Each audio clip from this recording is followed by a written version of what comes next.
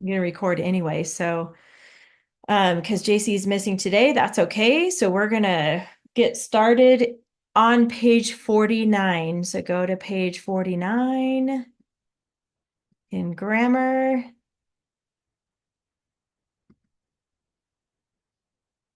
Page 49. All right, we're talking about pronouns. You guys already know about personal pronouns, but just when you thought you knew everything there was to know about pronouns, there's more. And they're different categories of pronouns. So we know personal pronouns are like he, she, it, they, them, those types of pronouns. But we're also going to, those are the ones that take the place of a noun, but we're going to talk about indefinite pronouns. Indefinite pronouns means not definite. So basically not exact pronouns, but these are still considered pronouns. So it does not refer to any particular person or thing. These words below are indefinite pronouns. So I'm just going to read them. I want you guys to read them with me. You don't have to unmute though. Okay, so just read them so I can see that you're reading them with me at home there. I'm just going to read each column. These are called indefinite pronouns, and you're still going to mark these with a PR like we do for other pronouns in this book. Okay, so let's read them. All, another, any, anybody, anyone, anything, anywhere, both, each, either, everybody, everyone, everything, everywhere, few, many, more, most, much, neither, none, one, other, others, nobody, no one, nothing, nowhere, own, several, some, somebody, someone, something, somewhere. There they are for you. And obviously they're not definite, so it's kind of vague basically, but these are the words. You're still going to label them as pronouns. And then we have demonstrative pronouns. And it sounds like I say monster in there, but really what I want you to remember is demonstrate. And you can see that in the beginning of this word, demonstrative pronoun. Think of demonstrate. And when you think of demonstrate, I want you to think of a scientist at a lab doing a science experiment, okay? They're going to demonstrate when you add this chemical to that chemical, together, those become these. These are the words you're going to see. This, that, these, and those. I know it's weird, but that's the only way I can remember it. I always have tricks for everything in my head because otherwise I struggle with remembering stuff. But these are considered pronouns. This, that, these, and those. And you're still going to write just PR for pronoun above each pronoun.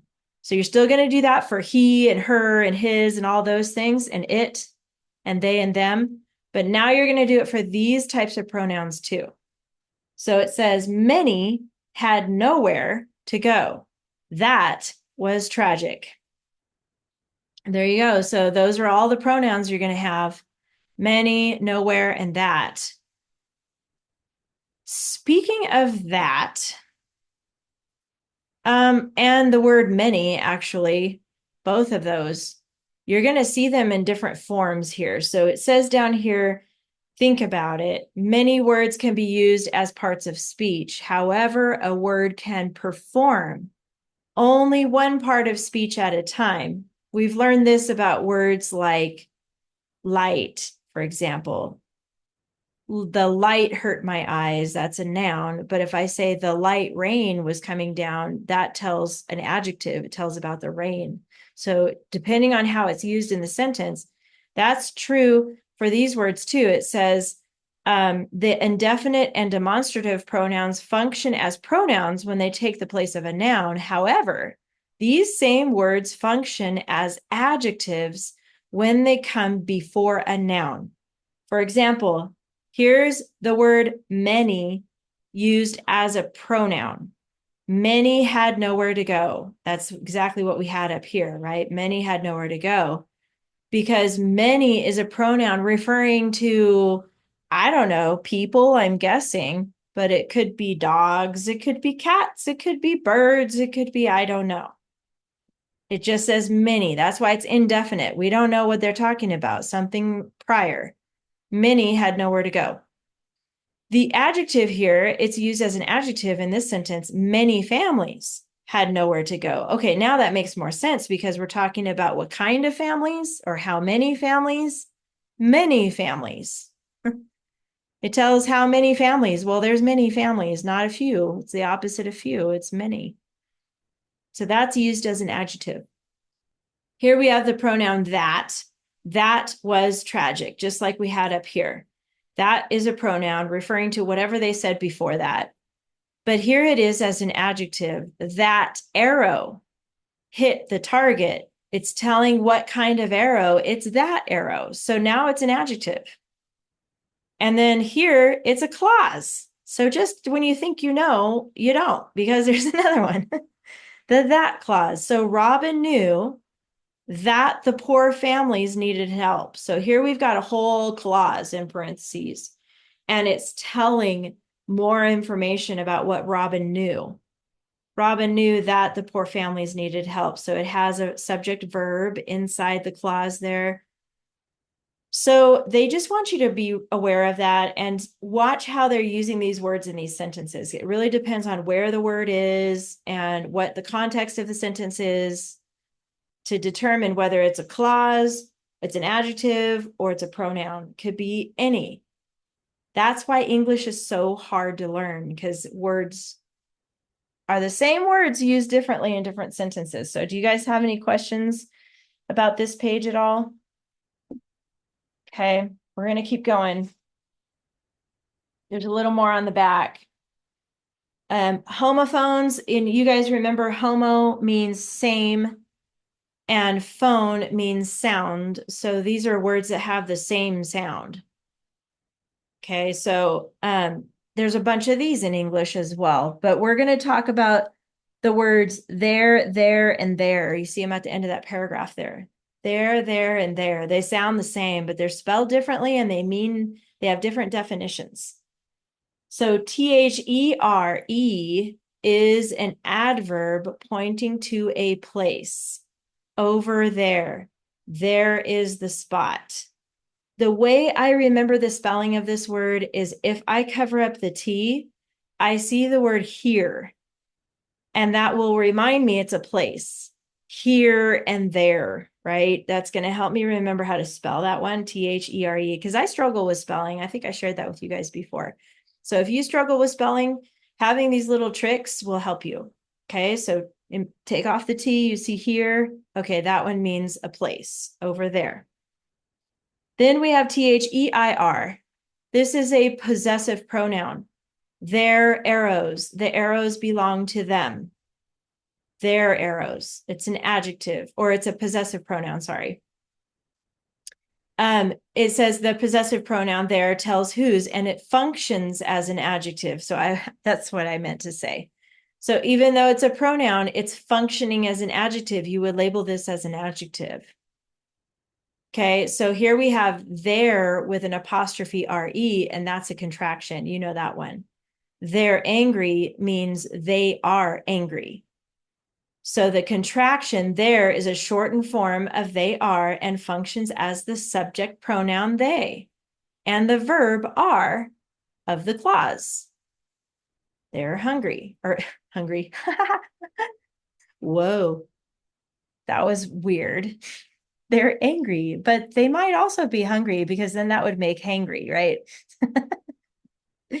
And I'm not quite hangry, but I am hungry. So I should eat as soon as we're done with this class. It's hard because this class is always during lunchtime. And it's like, man, time change and everything. Anybody else hungry in here? Okay, thank you, Lucy. You understand. Okay, what you're going to do, they're going to put these words wrong in here on purpose for you, lucky you. So you're going to place a line through the incorrect homophone and then write the correct word above it, just like this. The archers raised their bows to shoot the target over there. So they used the wrong theirs on purpose, and you just need to write it the correct way above it. So the bows belong to them, so it's their bows. And over there, remember that's the place, so THERE.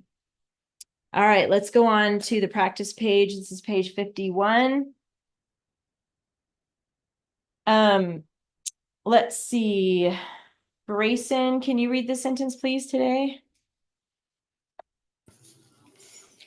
Others who were strong and good-hearted had lost their farms because the greedy king wanted their land. Good. Nice reading. And greedy is our vocabulary word. I think we know what greedy is. It just means like when you already have something like money, for instance, but you have plenty of money, but then you see more money and you want more money. That's beyond what you need, right? Wanting too much wealth. And that is a problem for some people. So let's put a check by vocabulary. Did you guys notice there in here twice was wrong? It's bugging me. Can we fix those first? So Bryce, what do you think? Instead of they are farms, how should we spell that one?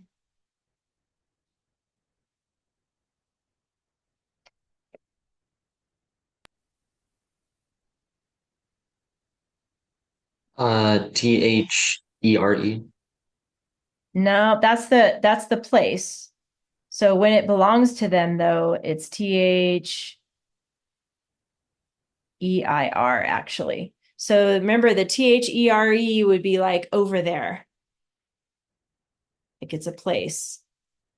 This one is this one is the wrong there also. What do you think? Lucy, how should we spell this their lands?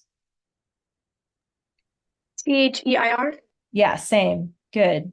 Because the lands belong to them, so it's their lands, their farms, their lands. All right, well, we had to fix that first. It's way over here. By the way, let's change it up a little bit today. Why don't we start with a fix it column? Sometimes that's easier. We need one capital. That's easy. Got that.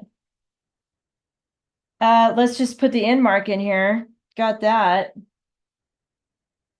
And then the comma, we got to take one out, I'll tell you that much. But Grayson, what do we need to do? We need to take out one of the commas. Do you know which one? Too many commas in here. Others who were strong and good-hearted. The one after strong? Yes, that's right, because you're only listing two adjectives here, strong and good-hearted, so you don't need a comma in between those. All right, let's jump over to the next list here. Under market, there's one article. Go ahead and find that. Put AR. By the way, when you guys do your homework, you can jump around these lists, okay? You can just do whatever's the easiest stuff first. How about Lucy? Where are the nouns at?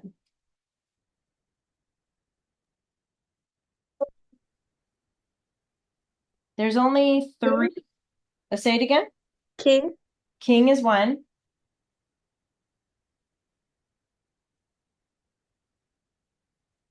Two more. Is others one? Not others. That would be a pronoun, though. There.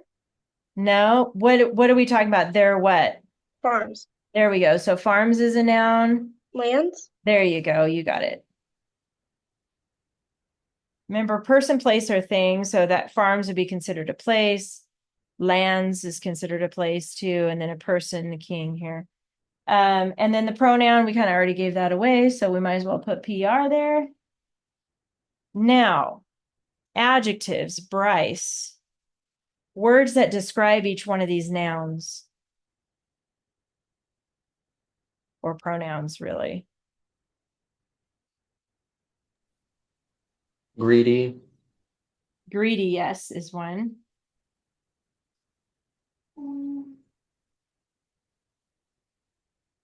Whose farms are they again? Whose farms are they again? There.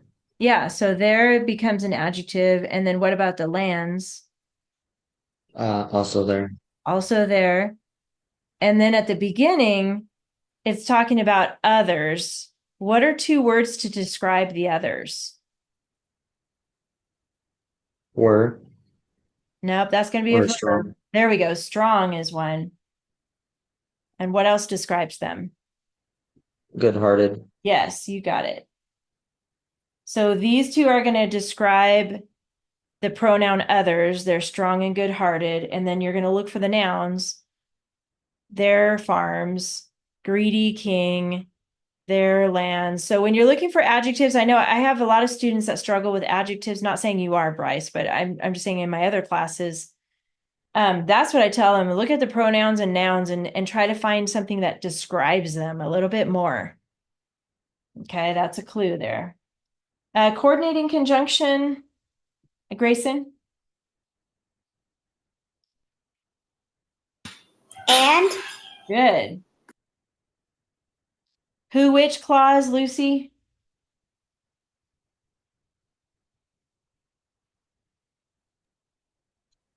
Who?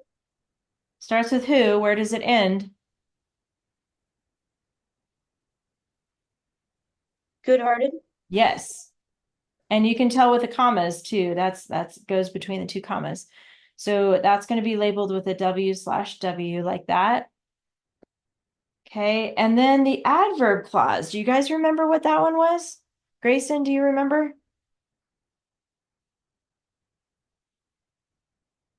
I'll write it down. I want you guys to write this down just so you can remember.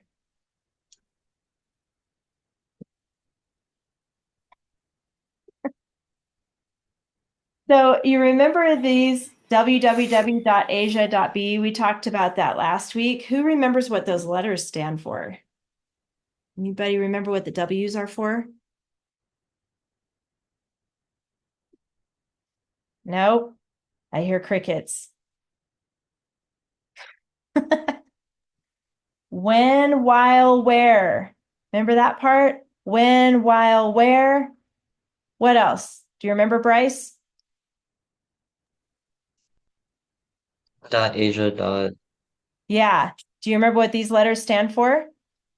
No. As, since, if, although, because. Okay, so I want you guys to repeat after me. You can stay muted, but I want to see you say it, okay? The W's are when, while, where. Say that. And then I'll say this part. As, since, if, although, because. Now you say it. As, since, if, although, because. Okay. Now that you know those, so Grayson, where is one of those words? because Good. So it starts with because. Where does it end?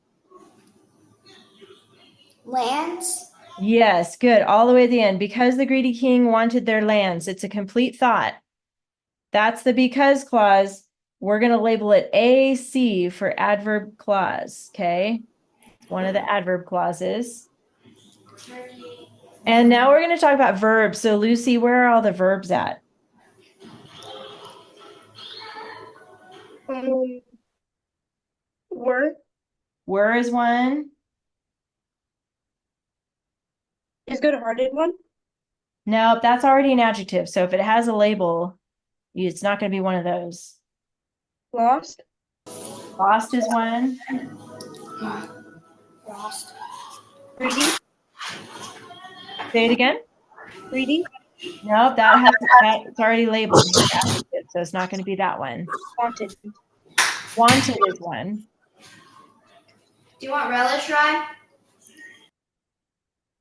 Okay.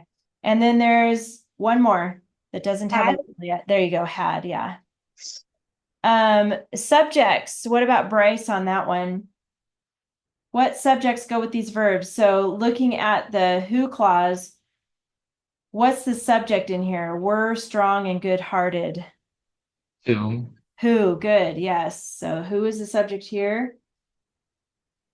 How about lost farms? Who had lost their farms?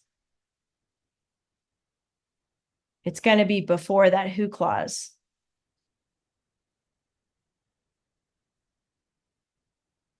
It's actually right here. Others.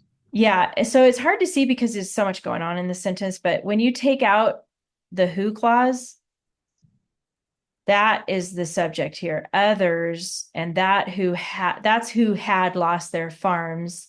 And then inside the because clause is also a subject. Who wanted their lands? King. Good. That's right. The opener. Grayson, what kind of an opener do we have here?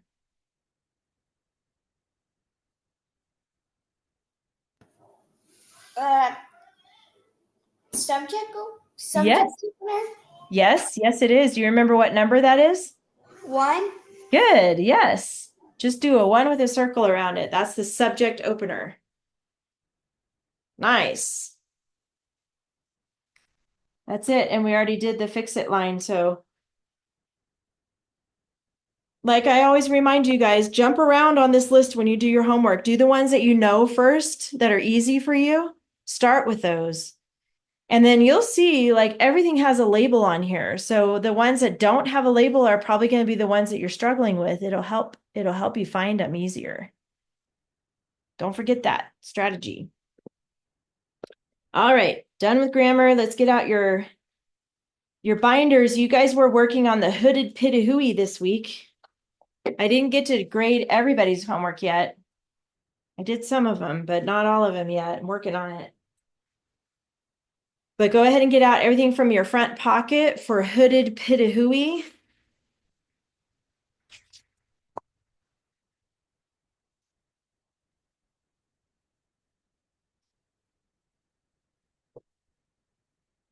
By the way, you should always keep your stuff you're working on in the front pocket for the week, okay? Keep it there because then you'll know where it's at. Last week we talked about this summarizing a reference. Remember our notes from last week? And we talked about how a lot of times we have too many facts about something and we have to pick only 7. So you're going to be looking for things that are interesting, important, or relevant. You're picking the facts that you want to include, and it's not going to be all of them. It's only going to be some. These articles are long. You have a lot of information in there, but you're only going to pick some things to talk about. And then this example here, we talked about like what we're working on is dangerous birds. That's your subject, is dangerous birds. Last week, we talked about the bird called the hooded pitahooey. And then you wrote that here for your Roman numeral 1 on the back here. And then we looked at facts that supported the hooded pitahooey. And now we're going to move on to Roman numerals 2 and 3 today, because we're going to finish up this report. So let's go ahead and get it ready, okay? So you're going to skip a line under clincher on the back of this note page here and go ahead and put number 2, Roman numeral 2, and then 1 through 7.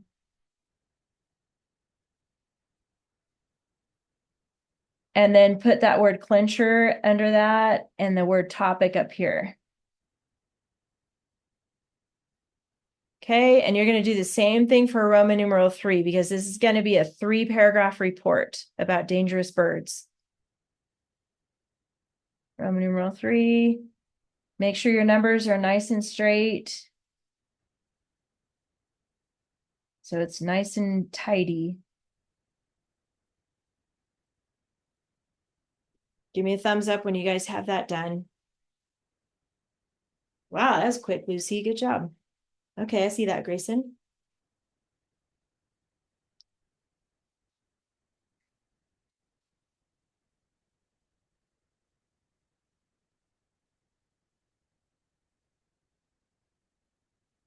Before we get too deep into this, Bryce, if you're still writing or if you're done writing, give me a thumbs up. No. You're done. Okay, good. Or you can unmute and tell me that works too, because I can't see you. Let's just take a peek at the checklist really quick. Just a reminder that this is new to us here, the topic clincher sentences. So that I really want to make sure you understand what that is. Does anybody remember how we did the rule last week with our hands? Anybody remember what we did? Yeah. Grayson's doing it. Remember this part? Uh-huh. Uh-huh. Yes, I see you doing it. Can you say it? Go ahead and unmute and say it. We'll do the hand motions with you, okay? The topic in the clincher sentence must repeat or reflect 2 to 3 key words. Okay, everybody else has to do it. That was awesome, Grayson. Everybody else do it, Lucy. And I'm trusting you, Bryce, that you're doing it. So let's do it together. Say the topic sentence and the clincher sentence must repeat or reflect 2 or 3 key words. Okay, who can tell me what it means to repeat a word? What does that mean to repeat a word? Do it more than once. Do it more than once. It's the same word, right? Like, let's say dog and dog. It's the same word. Repeating it is the same word. Or table and table, or somebody's name like Luke and Luke. If you say it again, it's repeating it, right? But what about reflect? What does reflect mean? Grayson?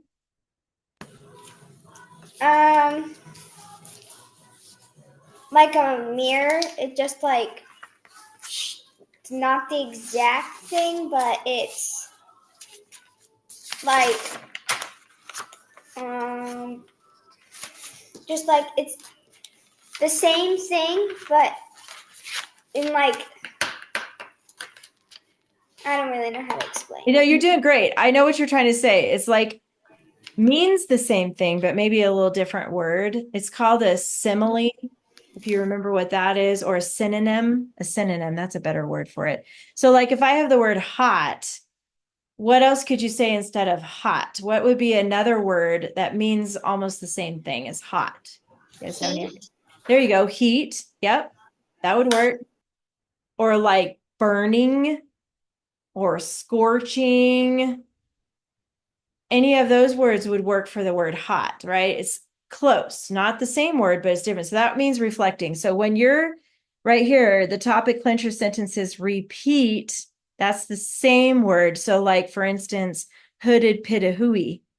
If last week you guys wrote about that bird, you could use the words hooded pitahui in the first sentence of your paragraph and the last sentence of your paragraph. That would be repeating. And it says, or reflect 2 to 3 key words, and you're going to highlight or bold. Either way, if you're handwriting your papers, you can even put a box around those words or use a real highlighter. But if you're typing it, you can use the highlighter on the Google Docs or bold, either way. But you're going to have 2 or 3 that are highlighted or bolded in the top sentence and the last sentence of your paragraph, okay? And then, of course, here is your dress up words. You should have all 4 of these in your paragraph, and they all should be underlined, 1 of each. You can have more than 1, but you only need to underline 1 of each. So you should have an ly adverb, a who which clause. So you're going to underline either who or which, a strong verb, and a because clause. Strong verbs are easier than you think they are, okay? It's basically something other than say, said, see, saw, think, thought, go, went. Oh, go, went's not on here. Eat, ate. So you're going to use words like devour or consume or believe, things that are opposite of these words, that are not opposite. They mean the same thing, but they're different than these words. Okay. Those are your strong verbs. And then your because clause. All right. So we got to go on to the next bird, which is going to be the African ostrich. So find this page. It's page 67. I did not know about all these dangerous birds until I read these articles. The African ostrich is different, I think, than the ostriches we have here in California. I don't know. They might be similar. It says here, the largest bird on earth, the African ostrich, can grow to over 7 feet in height and weigh up to 300 pounds. That is a big bird. If you think of a giant football player, right? They can sometimes be 7 feet. Usually they're not quite that tall, but 300 pounds, easy. Those guys are big, big guys. Okay, I forgot to tell you, as we're reading this, I do want you to underline things that you think are interesting. So if you think that's interesting, which I do, underline that sentence about how they're the largest bird on earth. They're 7 feet in height and 300 pounds. Underline that. That's an interesting fact. So we're looking for things that are interesting in this article, okay? So as I'm reading it, you underline all the things that you think are interesting. When running, it spreads its small wings and can sustain speeds of up to 40 miles per hour. It has massive leg bones, and its two-toed feet have hoof-like pointed nails several inches in length. Okay, these guys have powerful feet. If you think that's interesting, I want you to underline it. Because remember, you guys are going to be looking for your facts here, because we're going to talk about the African ostrich in the second paragraph here, and you're going to look for things that are interesting about them. Okay, I'm going to keep going here. Contrary to popular thought, an ostrich does not bury its head in the sand, but it will lie down with its head against the ground if nearby danger is perceived. Interesting. When surprised or threatened, an ostrich can be deadly. It will charge and kick at an enemy. One solid kick can kill a lion or disembowel a dog. I don't know if you know that word disembowel is kind of gross, but it means making the bowels, which is like your inside organs, right? Your bowels are your intestines, like coming out. It's gross. Disembowel. So that's pretty sad for the doggy. Anyways, it's not good news for the dog if they get kicked by one of these guys. There are many recorded incidents of humans being killed by ostriches. So not all the time, but it can happen. So you don't want to mess with these guys. They're strong and powerful. The male ostrich is black with white tipped wings and a white tail, while the female is a grayish brown color. Remember, you guys are underlining stuff that is interesting to you, so make sure you do that while I'm talking. Ostriches generally travel in small groups with one male, 3 or 4 females, and their young. Ostrich eggs weigh about 3 pounds. They are laid in a communal nest, which can hold up to 60 eggs at a time. By the way, communal means they share a nest. It's probably big, I would think, a big nest. But other female birds, other female ostriches lay in the same nest and lay their eggs there, so they share. The males sit on the eggs at night, and the females incubate them by day. So they take turns sitting on these eggs. That's interesting. Ostriches are also raised for commercial purposes. Ostrich hide, that's the skin of an ostrich, is used in luxury leather products, and ostrich meat is considered lean and nutritious. Domesticated, ostrich eggs are sold in many countries, and one egg is equivalent in volume to about 2 dozen chicken eggs. Whoa. 2 dozen is 24. One egg is the same as 24 chicken eggs. That puts it in perspective. Has anybody ever seen a real ostrich egg before? Oh, you have, Lucy? Wow. Did you go to an ostrich farm one time or something? See one there? Or where have you seen one? been to an ostrich farm before, and also there's this place called Adela Barn that has two or one. Oh yeah. I know that place, Avila Barn. I've been there before. Have you ever seen one, Bryce or Grayson? An ostrich egg? Like a real one? I've seen a picture of one, but I've never seen a real one. They're big. I heard they're so big, you really need like two hands to kind of hang on to it. It's like, well, you can imagine 24 chicken eggs. That's a lot of eggs. Okay, give me a thumbs up if you guys remembered to underline stuff that you thought was interesting in here. Did you remember to do that? Okay. Okay. So look at what you've underlined and count how many sentences you underlined there, because really you only need 7. But if you have more than 7, I'm going to tell you what to do. So see how many things you underlined.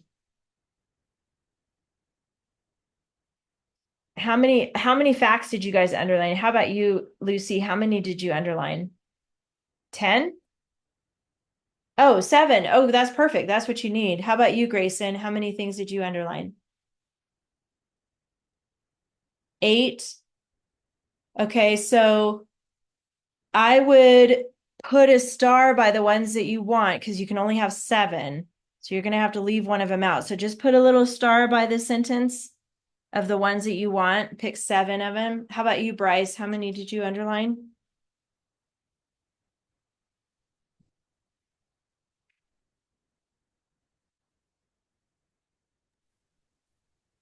7. Okay, good. Well, that worked out.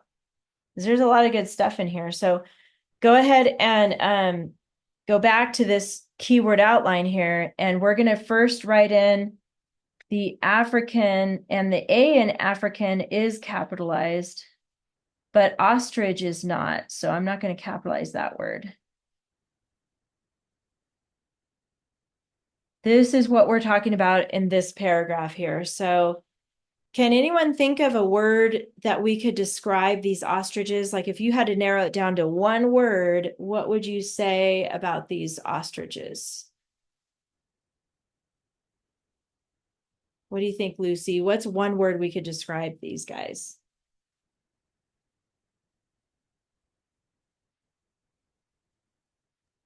Large. Yes. Actually, we probably could put largest. That's what the first line says, that they're the largest bird on earth.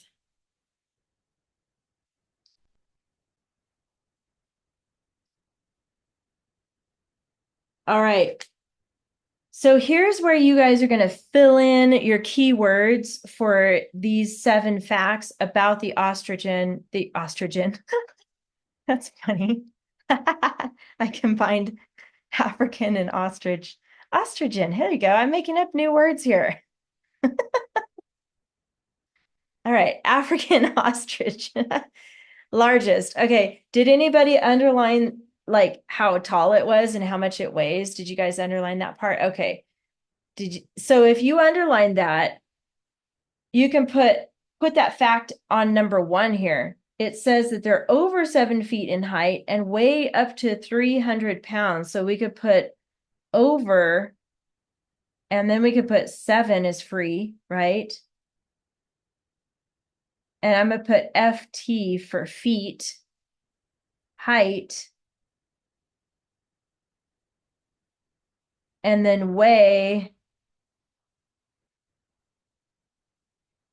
300. Do you guys know the symbol for pounds? How do we abbreviate pounds? Do you guys remember? Go ahead, Grayson. LB. LB, and we'll need an S because it's more than 1. So good job, LB, LBS. So here we got over 7 feet height, weigh 300 pounds. There's our first fact. All right.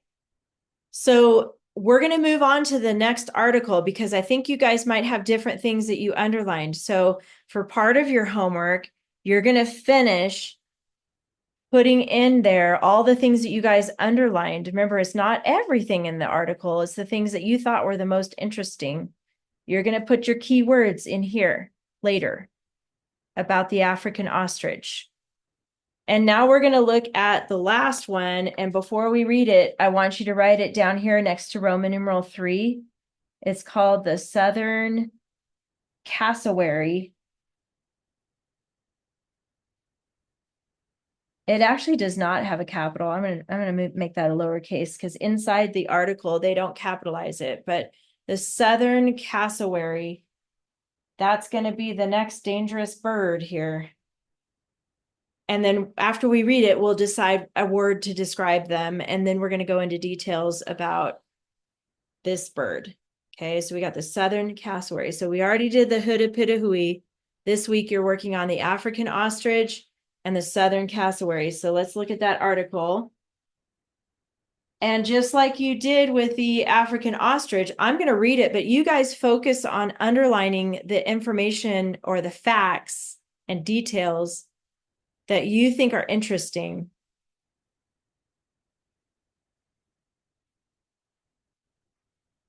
Okay, so you guys focus on underlining while I read it. Your goal is to find 7 facts. If you accidentally have 8 or 9 or 10, that's okay. You're going to star the ones that you want for your 7. But the goal is to find 7 things that you think are interesting about these birds, okay? The Southern Cassowary is considered the most dangerous bird in the world. Whoa. Okay, just when we thought we knew. Inhabiting the tropical forests of New Guinea and northeastern Australia, it is the 3rd largest bird after the emu and the ostrich. Oh yeah, the emu is like an ostrich, but I think they have a black head and a black beak. But they're kind of shaped like an ostrich. I'm pretty sure about that. Although its body is black, we're going back to the Southern Cassowary now.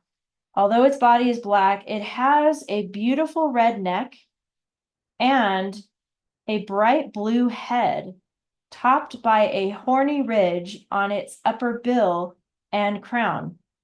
Primarily eating fruit, it also consumes other plants, fungi, insects, and even small fish, lizards, or rats. Have you guys ever seen a Southern cassowary before? You guys seen that? I'm going to show you a picture of one after we read this, but they're like crazy looking. But this is more describing how it looks. So hopefully you underlined a couple of things in here. Remember, your goal is 7. So you want to find 7 facts about this bird that you think are interesting. I'm going to keep reading here. With enormously powerful legs, a cassowary can run over 30 miles per hour. It swims well and is able to cross wide rivers or swim in the sea.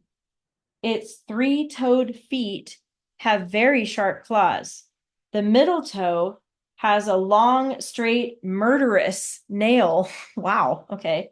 Which can sever an arm. Okay, in case you don't know what sever means, it means to cut off, okay? Sever an arm means it can cut off your arm. No wonder they are the most dangerous birds here. Or eviscerate an abdomen with ease. That just means like cut open, you guys. That's gross. Like cut open your gut. Your abdomen is like your middle part of your body, right here where your stomach is. That's your abdomen. Okay, so I believe them. We don't want to go near these guys. They have like, sounds like knives for claws. Just cut through stuff and bone and everything. So who would have thought this class was going to be gory, but there you go. Okay. There's a little 1 next to that. Did you guys see that 1 next to that quotation mark? That means there's a footnote. And it's down here at the bottom of the page. It says, Ernest Thomas Gilliard, Living Birds of the World, Garden City, New York, Doubleday, 1958. So this is a reference. This is a book. This is telling us where they got this information. So someday when you're at the library and you're like, gee, what should I check out? I don't know. Maybe I should check out Living Birds of the World. And then you can find out about these guys and how vicious and violent and dangerous they are. So if you're bored, go do that. Okay, anyway, let's keep going. Though normally shy, a cassowary will attack when provoked. It will charge, jump, and kick its victim feet forward, puncturing or lacerating the skin, meaning cutting the skin, possibly breaking bones. It has been known to attack dogs, horses, cows, humans, and even cars. Wow. Hopefully, you guys are underlining some of this stuff that's interesting to you.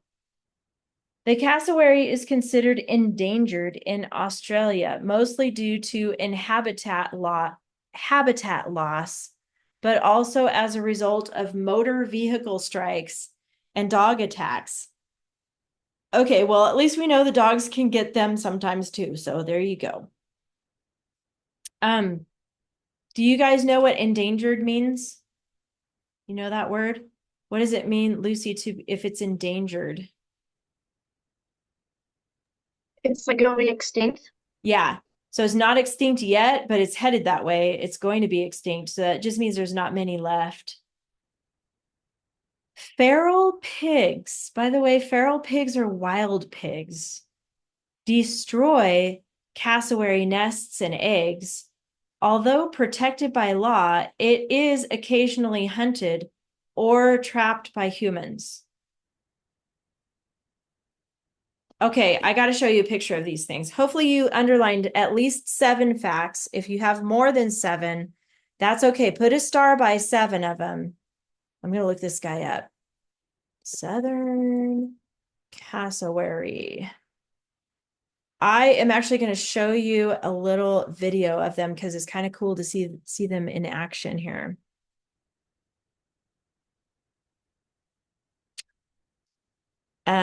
We're not going to be able to watch the whole video, but these guys are crazy looking.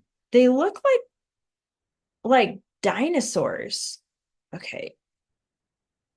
Welcome back to Wildlifepedia. Let me share this with you real quick here. Share the sound and everything. Okay.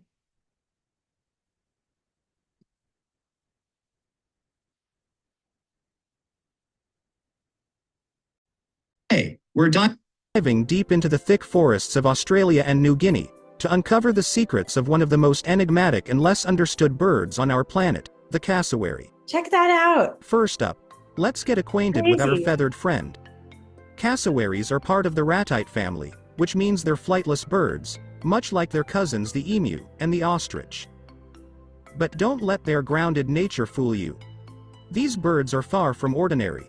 Sporting a vivid blue face and neck, with a distinctive helmet-like casque atop their heads, cassowaries are the fashionistas of the animal kingdom. There are 3 species, but the southern cassowary is the most recognized, often dubbed the world's most dangerous bird. Why? We'll find out soon. What's truly fascinating about cassowaries is their unique appearance. Their casque, that helmet-like crest on their head, is made of keratin. I'm going to pause it right there. That's just crazy. Look at that thing on their head. It's like a bone. It looks like a dinosaur to me, kind of, that head. Anyway, I wish we had time. I'll watch a little bit more, but we won't have time to watch the whole video. And plays a pivotal role in their day-to-day jungle life. Scientists believe it might be used to push through dense forest vegetation or as a status symbol among cassowaries. And those dagger-like claws on their feet. Okay, look at that nail. What in the world? That's probably the one that cuts off your arm. Remember, it can sever an arm. Just saying. That was this guy, right? Yeah, it is. Okay. They're not just for show. Cassowaries are not just fierce. They're fruit lovers. These birds are essential to their ecosystem, acting as seed dispersers. They consume a variety of fruits whole, and as they travel, they spread the seeds across the forest. Their habitats are the tropical rainforests of New Guinea. So basically they eat the fruit and then they poop out the seeds, right? And then the seeds are planted in the ground and it grows another tree. That's how nature works. Anyway, I'm going to stop that share. It's pretty interesting if you want to look that guy up later, but wow. Who would have thought? Okay, let's go back to your keyword outline. We got to start plugging some of this in now. For the southern cassowary, can anybody think of what we could use here as a word to kind of describe them in general, to introduce them in the paragraph? What can we say about them? Bryce, do you have an idea? What's a word we could use to kind of describe these guys?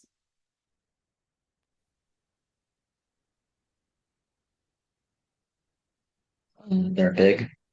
They're big. That's true. What about because we already mentioned that here for the ostrich. Look at the first sentence of the southern cassowary. What did they say about it? It's considered what? The dangerous. Dangerous. I'm thinking we could use the word dangerous because we haven't used that one yet. Dangerous. Remember, these are the ones that can cut off your arm, cut open your stomach, kill humans. Yeah. I mean, it sounded like the ostrich can do that as well, but I don't think I think these guys are even more vicious. And there you go. Vicious is another good word. These are good adjectives to use to describe these things. So now what you're going to do is fill in here about the southern cassowary. What is one of the facts that you guys underlined? What did you underline, Grayson? One of the facts that you underlined about the southern cassowary, and I'll ask you too, Lucy, after Grayson.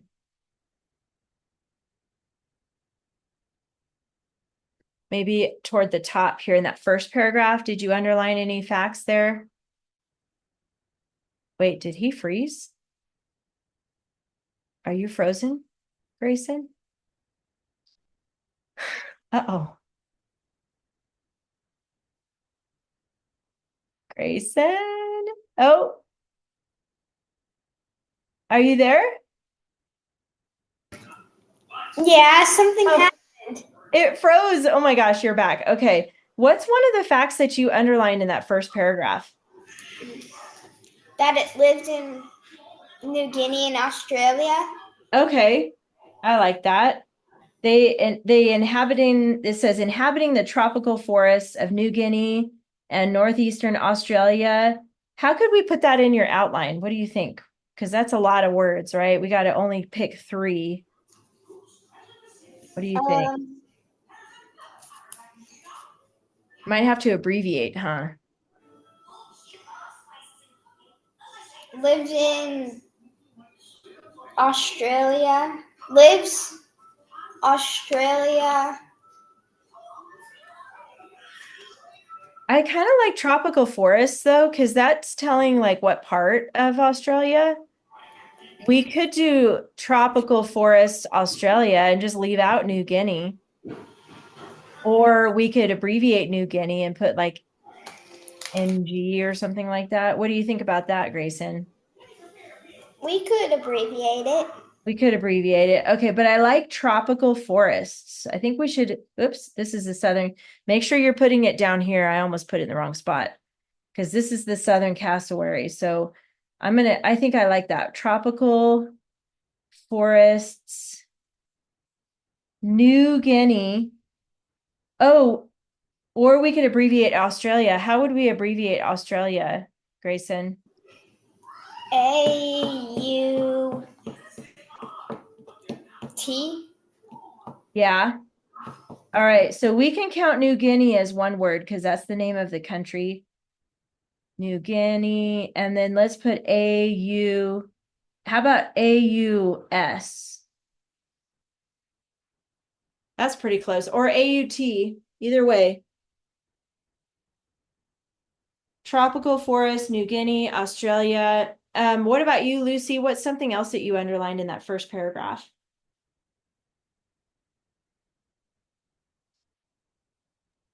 That they could swim across wide rivers.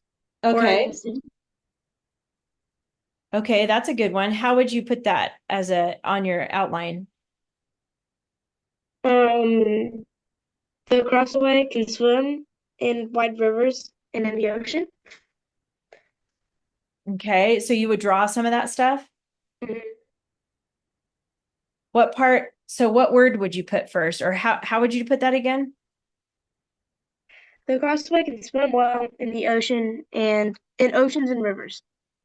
In oceans and rivers. Okay, where is that anyway? I'm trying to find it on here. Is it in? Oh, here it is. Cross, wide. So you would put cross and wide as two words? Yeah. Cross. And if you guys have this, you can write this too, but if you didn't underline that part as one of your facts or details, you don't have to put this. You're going to put what you have underlined. Cross, wide, and then you're going to put rivers like that. Mhm. Okay. How about you, Bryce? What's something else you underlined about these birds, the cassowary?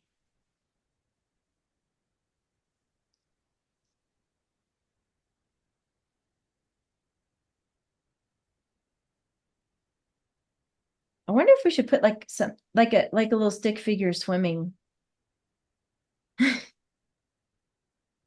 You know what I mean? You probably are better at that than me because I think we have to mention how they swim. They actually swim. I didn't know that, but that would be an important detail to include.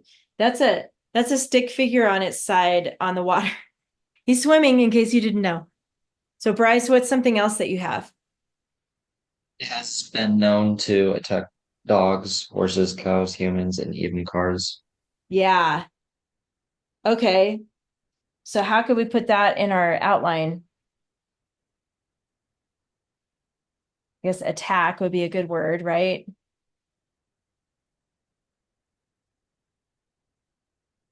What do you think, Bryce? How are you going to write it down?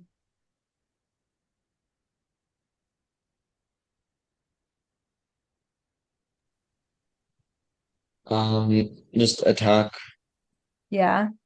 cows and cars. Okay. Well, I know how to kind of draw a car, so I might do like I might do like dogs, cows, humans. I'll draw a little stick figure, and then maybe a little car. No laughing at my picture, even though I'm laughing at it myself here. Okay, there's my car. It's really bad. You guys are better, I'm sure, at drawing. All right. All right. So your homework is make sure you have the right article that goes with the right bird. You've got two birds you're working on this week. These are all dangerous birds. You're going to finish this outline here for the African ostrich using that article, only that article. And then you're going to finish Southern cassowary using this article that you just read. And then you're going to write those two paragraphs. You're going to put them under the hooded pitahui. So by the time you turn it in next week, it'll be 3 paragraphs, okay? So you're going to turn in 3 paragraphs. You already did paragraph 1. Finish these 2 and then add those to your paragraph about the hooded pitahui. Don't forget your checklist and don't forget to give it a new title. Don't call it Dangerous Birds. You're going to have to get creative with your title from your last sentence way down here at the end of that 3rd paragraph. Okay, do you guys have any questions about homework this week? Nope, you're good. Keep all this in your front pocket till you're done with this next week. Keep it in your front pocket. You're doing 2 paragraphs this week. All right, you guys, good job. I'll see you next week. Have a good one.